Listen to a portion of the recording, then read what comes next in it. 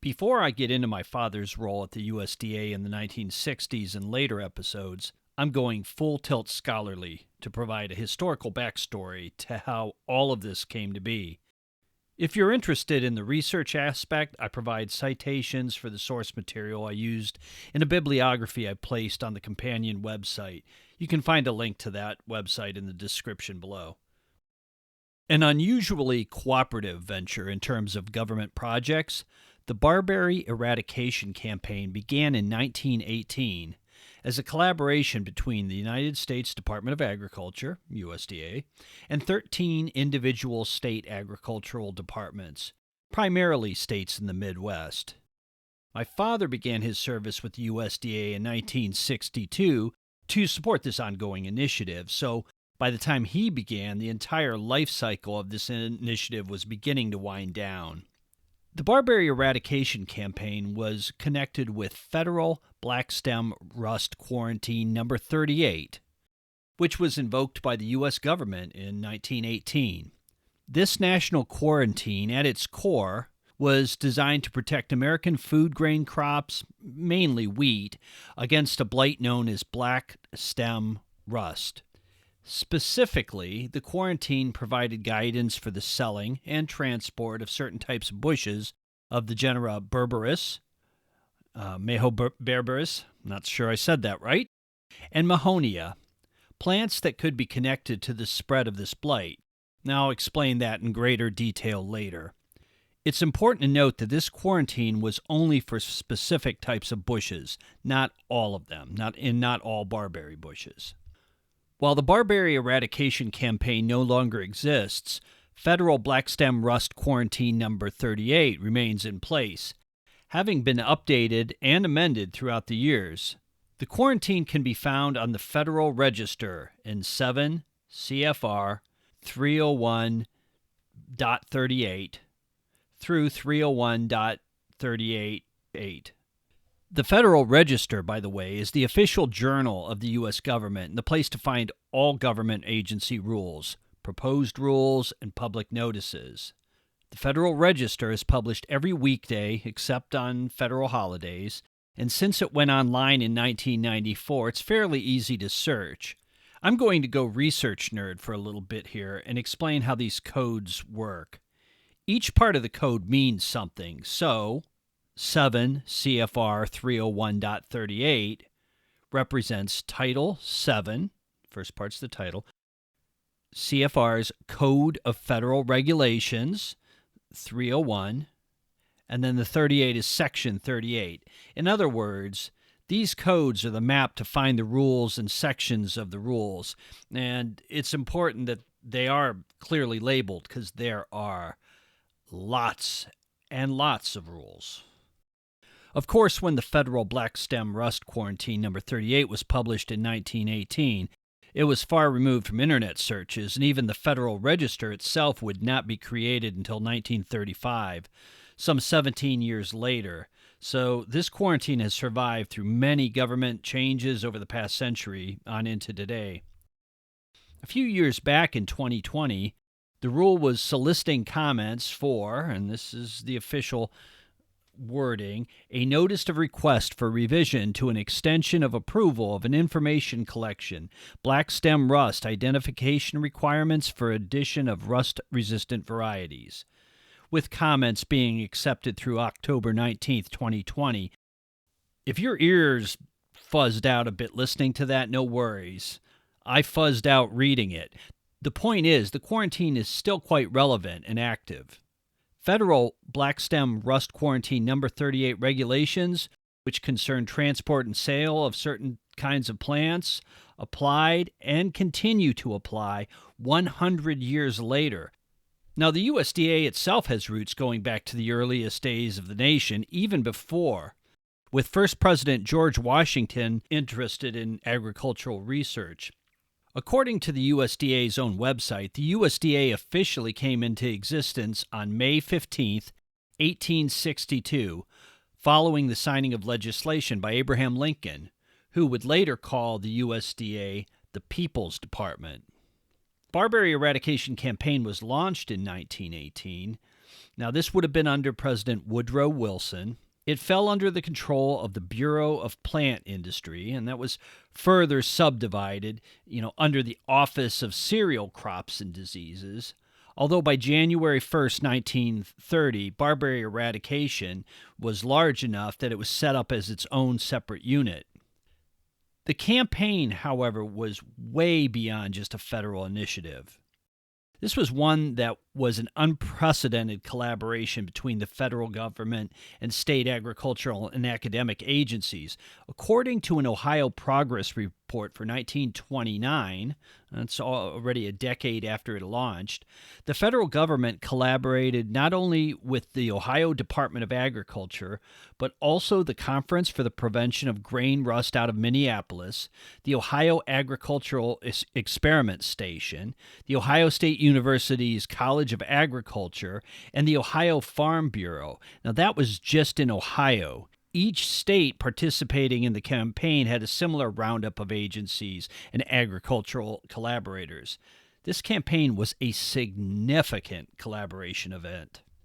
In 1953, the Agricultural Research Service, an arm of the USDA known as ARS, was formed, and by the time my father was working for the government, the barberry eradication efforts had fallen under the Plant Pest Control Division of the ARS. Same campaign, just in a new home. Now, the Barberry Eradication Campaign officially launched in 1918 with 13 participating states, my home state, Ohio, being one of the original state participants. According to the 1958 Nursery Inspection Manual, by 1958 there were 19 participating states in the program: Pennsylvania, Virginia, West Virginia, Ohio, Michigan, Indiana, Illinois, Wisconsin, Minnesota, Iowa, Missouri, North Dakota, South Dakota, Nebraska, Kansas, Montana, Wyoming, Colorado, and Washington State. Kansas was the last state to join the program in 1955. Some states, while not officially part of the federal state cooperative program, nonetheless maintained their own barberry monitoring programs. In researching this book and obtaining various historical documents, I secured an original USDA Farmers Bulletin from 1950 called "Kill Barberry Bushes That Spread Stem Rust to Grains." The stamp on it read, "From your Congressman W.F. Norrell, 6th District, Arkansas." So this was presumably distributed to farmers in Arkansas, even though Arkansas was never officially part of the campaign. The common barberry, we're talking the scientific name Berberis vulgaris, also known as the European barberry, and less commonly as jaundiceberry, sowberry, pepperidge bush, or my favorite, the seldom heard but sometimes used, pipperidge bush, is a deciduous shrub once cultivated in America as an attractive and desirable ornamental bush before becoming labeled as a villain in the early part of the 20th century. In other words, people wanted this bush.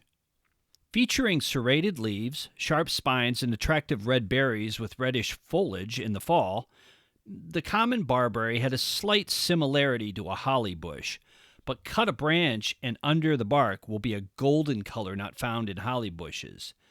This is true for almost all varieties of barberry bushes.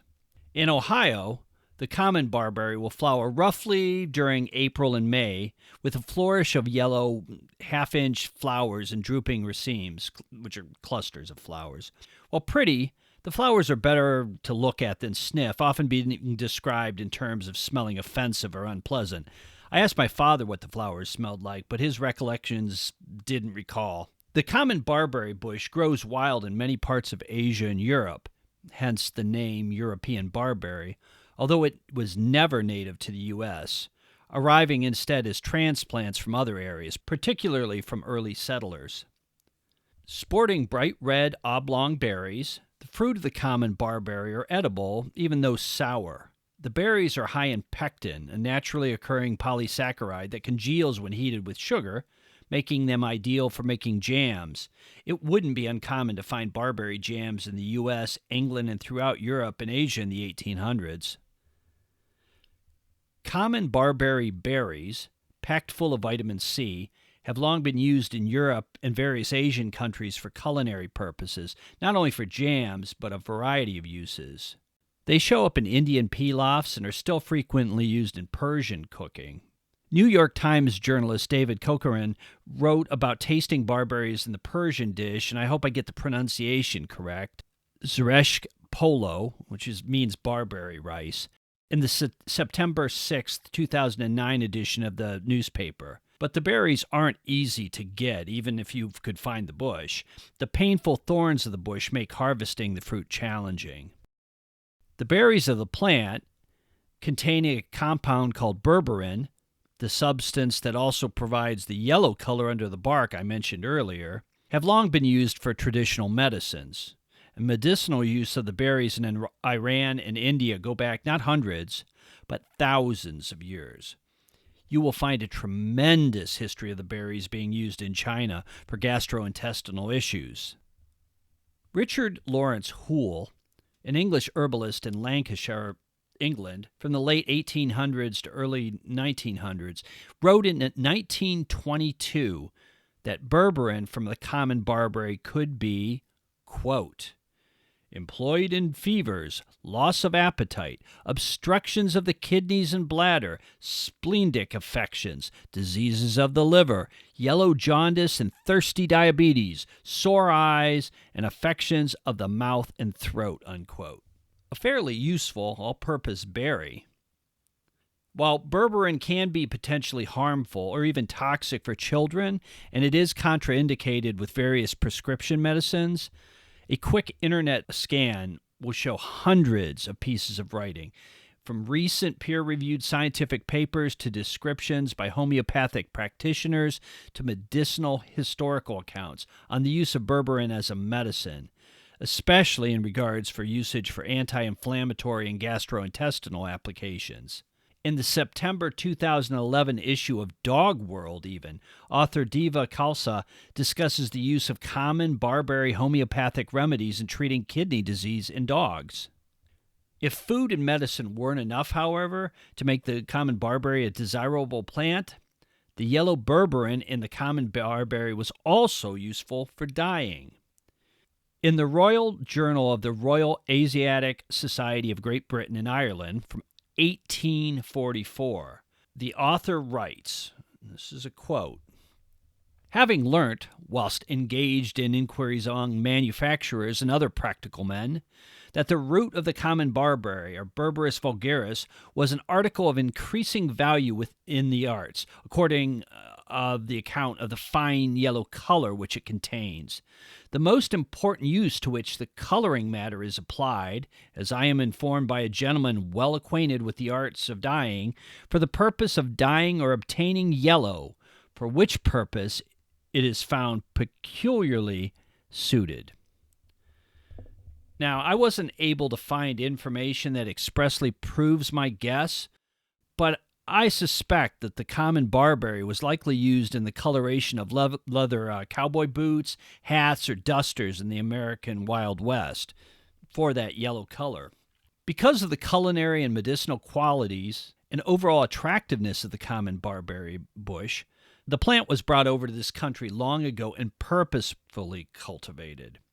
In fact, the tight, dense growing habit of the common barberry, with its protective thorns, it made it an ideal hedgerow plant, particularly at farms, and the tasty berries provided food for the birds, which in turn might be enticed to leave other crops alone, and depending on the bird, perhaps munch on the unwanted insect predators after a visit to the all-you-can-eat barberry berry buffet. On top of that, the plant was hardy. It could withstand Ohio and Minnesota winters. Not surprisingly, then, the common barberry was commonly found growing throughout the U.S. in the 18th and 19th centuries. The bush's versatility meant one might find it intentionally planted in a hedgerow, as an ornamental around a house or fence, or elsewhere.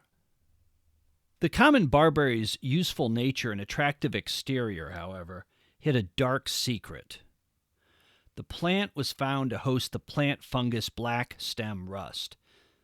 Stem rust can be quite damaging to wheat, but also to other important feed crops such as oats, barley, and rye crops, staples of feeding people and animals, and also necessary to make beer and whiskey.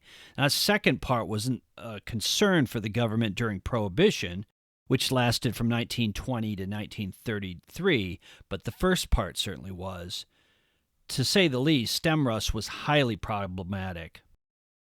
Now, black stem rust was first identified in 1797, but not until much later was its biological mechanisms understood. Black stem rust fungus isn't a straightforward infection, but rather goes through a complex life cycle that even on studying and reading numerous times and researching, I still don't fully understand. Plant pathologists and botanists could explain to you how teleospores are produced on wheat toward the end of the growing season. Then, through a process of karyogamy and meiosis, these germinate to produce basidospores that then infect the alternate hosts, such as common barberry. That's not even the detailed version. For a non-scientific approximation of the process, though, the black stem rust fungus basically goes between red and black stages. In northern states and in countries with similar climates, the fungus, after attacking and damaging the wheat or other plant, overwinters in the black stage in a type of stasis, finding protective refuge in straw, plant stubble, and wild grasses. During this phase, the pathogen is unable to attack new grain crops, but it is at this point that the barberry is able to work a little dark magic. The black stage of stem rust, while unable to attack wheat, is, however, able to infect the leaves of the common barberry plants. And by using the barberry as an alternate host to the wheat, in spring, the rust runs its cycle and transforms back into the red stage. The red stage spores are then transported by wind to the wheat and other growth crops, where they develop into the damaging black rust and wreak havoc, and the destructive cycle is completed. The damage from rust varies, with some years the blight having exacted a huge toll. Now, in the southernmost states with milder temperatures, stem rust doesn't require a host plant to survive. Rather, the entire life cycle can occur on the wheat crops. Northern and middle states like Ohio, however, found that the common barberry and a few other alternate host plants were required to complete the life cycle of the black stem rust. The USDA's involvement in cereal rust research and the Barberry Eradication Campaign was largely influenced by one particularly key scientist, noted plant pathologist at the University of Minnesota, Elvin C. Stackman, the namesake of Stackman Hall at Minnesota's St. Paul campus. In 1915, this is before the quarantine went into effect, the USDA Bureau of Plant Industry entered into a cooperative investigation with Minnesota to research plant rust, and Stackman was appointed as a federal collaborator to lead this important research. In 1918, working with Stackman, the government established the USDA Cereal Disease Laboratory. One of Stackman's pupils, Canadian-born J.H. Craigie, who received his MS in plant pathology at the University of Minnesota, would further unlock more mysteries of black stem rust and his pioneering understanding of the sexual cycles of black stem rust. Following major stem rust epidemics in the United States in the late 1800s and early 1900s, particularly very bad blights that occurred in 1904 and 1916, research into disease-resistant wheats ramped up. And in 1917, North Dakota became the first state to pass a mandatory common barberry eradication campaign, a program not only influenced by Stackman, but also by another influential and persuasive plant researcher that will show up frequently in any research on the topic, H.L. Boley of the North Dakota Agricultural College. In 1918, the USDA, under Secretary of Agriculture David Franklin Houston, launched the Barberry Eradication Campaign, being guided by Stackman. Even after the Barberry Eradication Campaign was begun, another major rust blight would hit the U.S. in 1935 at the height of the Great Depression. According to Stackman, as published in the Yearbook of the Department of Agriculture from 1918, the 1904 rust epidemic was the primary contributor to the overall loss of $20 million in Minnesota and the Dakotas combined, and production of wheat in Minnesota, the Dakotas, and Montana was reduced by more than 200 million bushels in 1916 over yields in 1915, again, largely due to a black stem rust epidemic. Plant rust was a serious threat to the American food supply. While protecting food crops would have been an economic incentive at any time, the U.S.'s entry into World War I in 1917 made food conservation an even higher priority. To that extent, barberry eradication was a part of the war effort. Around this time, the United States Food Administration, under the guidance of future President Herbert Hoover, was encouraging Americans to conserve food, and it was under this government division that the concept of a victory garden was born. Victory gardens, also known as war gardens, were encouraged on both public and private land, not only to supplement the wartime food rationing, but also to serve as a source of civic and community pride and connection. In writing about stem rust in an article published in the USDA's 1918 yearbook, Stackman stated that while multiple stem rust threats did exist, black stem rust was one of the biggest threats. He also said that black stem rust was the only stem rust that could develop on the leaves of the common barberry bush. Combine those two factors, and it made for a compelling case to get rid of the common barberry bush. North Dakota's state effort to eliminate the bush all the more showed a way forward for a full-fledged federal effort.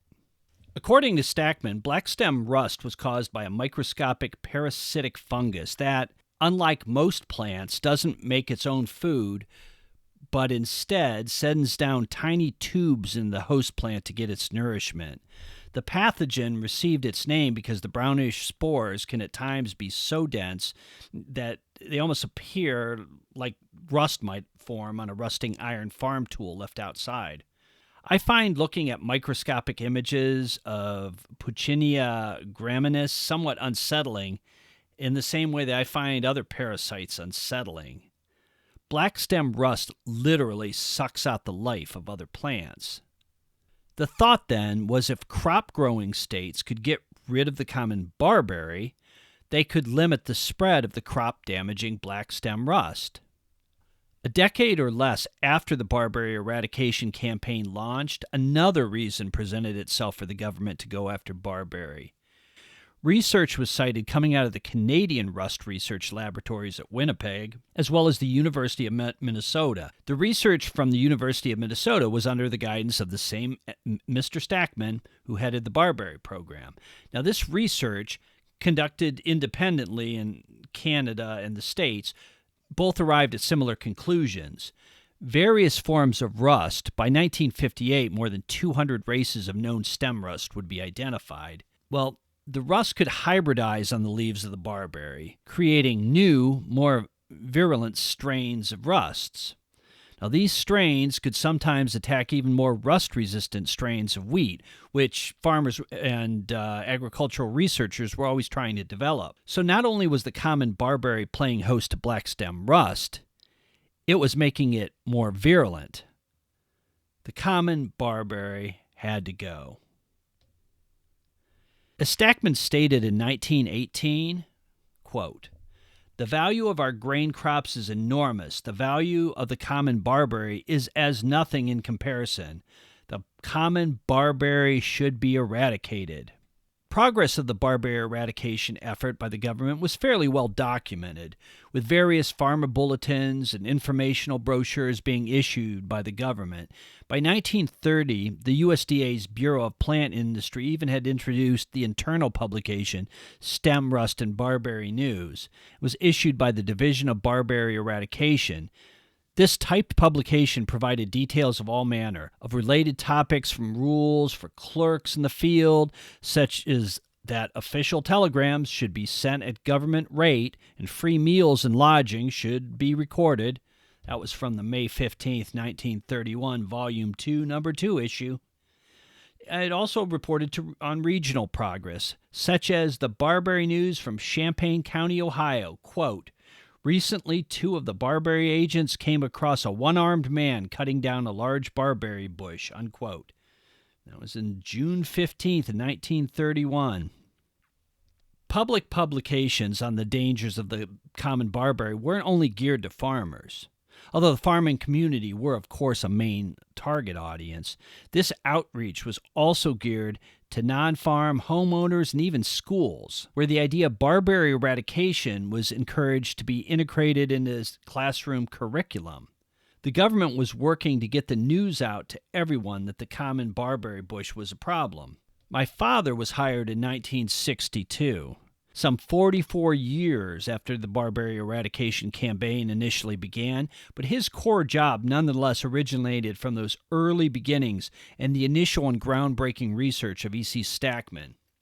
In Chapter 2, we'll move a little past the deep historical background of the Barberry Eradication Campaign, although I'm going to keep revisiting it. I'm going to kind of scoot forward into the less distant past, into the 60s, with my father's time on the USDA. Again, if you are interested in some of the bibliographic information, some of these research pamphlets, documents, sources, go to the website. There's a link to it in the description below.